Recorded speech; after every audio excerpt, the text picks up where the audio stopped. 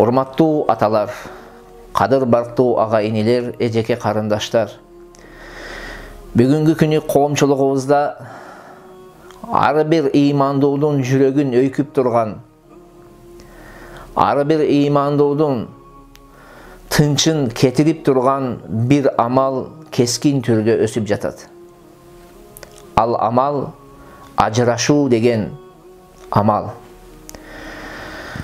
Бүгүнкү күнү айлана чөйрөбүздү карап көрсөк, нике кыюуга караганда ажырашуудун саны арбын өсүп кетти. Күн сайын адамдар ажырашып келишет, талак берип келишет. Мына ушул ажырашуунун себептерини изилдеп карасак, мына ушул нерсеге себеп болгон нерсе сырткы күчтөр экен. Сырткы күчтөр эр менен аялынын ортосунда фитна салып, бузукулукту таратып, ажыраштырып атышат экен. Эң көп ушундай болуп жатат экен. Урматтуу мусулман бир тууганым, сүйүктүү пайгамбарыбыз Мухаммад саллаллаху алейхи ва саллам биз менен сиздерге эки дүйнөлүк бактылуулук жолду көрсөтүп кеткен адам. Биз менен сиздерге минтип айткан: Лайса минна ман хаббаба имраатан ала заужиха. Кайсыл киши, кайсыл адам аялы менен аялыны күйөөүнө каршы, аялынын адеп ахлагын буза турган болсо, аялыны күйөөүнө каршы сүйлөөгө жол көрсөтсө, ал экөөнүн ортосундагы мамилени бузса, ал менин үммөтүм эмес дейт. Бүгүнкү күнү сырттан бир аялдын подружкасы келип калат. Курбу келип калып, үйүнө кирген кезде подружкасына айтат: "Мына айыт болду. Сенин күйөөүң сага эмне белек кылды? Мына сен төрөдүң.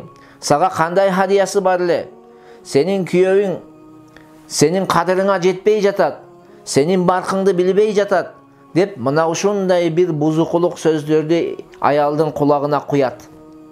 Аялдын кулагына куйган кезде аял анын сөзүнө ишенип, аны күйөөүнү көргөн сайын жанагы аялдын подружкасынын курбунун сөздөрү эсине келип, анан күйөө менен болгон мамиле үзүлөт. Ошол сыяктуу эле кыздын ата-энеси дагы кызынын көргөн кезде сенин күйөөүң сенин кадыр баркыңа жетпейт, сенин күйөөүң сени сыйлабай жатат, ал начар адам экен, ал мындай адам экен, тигиндей адам экен деп шунчалык жамандап, кызынын кулагына куюп, кызыны күйөөүнө каршы эмне кылат? Үгүттөп коет. Күйөөүнө каршы настройка кылып коет. Мына ошондо кыз күйөөүнү көргөн сайын ата-энесинин сөзү эсине келе баштайт. Натыйжада келип эмнеге алып барат? Экөөнүн ортосундагы ажырашууга алып келет. Ушул сыяктуу эле эркек тараптан дагы сенин аялың кызмат кыла албайт, сенин аялың сага татыктуу эмес, сенин аялың адеп ахлагы начар экен, тигинде экен, мындай экен деп туруп, эркек тараптан дагы ушундай киригишүүлөр болуп, айласыз калып эркек эмне кылганын билбей не болот? Аялын көргөн сайын жанагы айткан сөздөр эсине келип, аялы менен ажырашууга кадам таштайт. Мына ушул нерсе чоң күнөө, урматтуу аталар, урматтуу ага-инилер, эжеке карындаштар, бул эң чоң күнөө болот. Пайгамбарыбыз эмне деди жокорудагы хадисте? Кайсыл киши аялды күйөөүнө каршы үгүттөсө, аялынын адеп ахлагын бузууна себеп болсо, эркек менен аялдын ортосунда бузукулукту таратса, ал киши менин үммөтүм эмес дейт.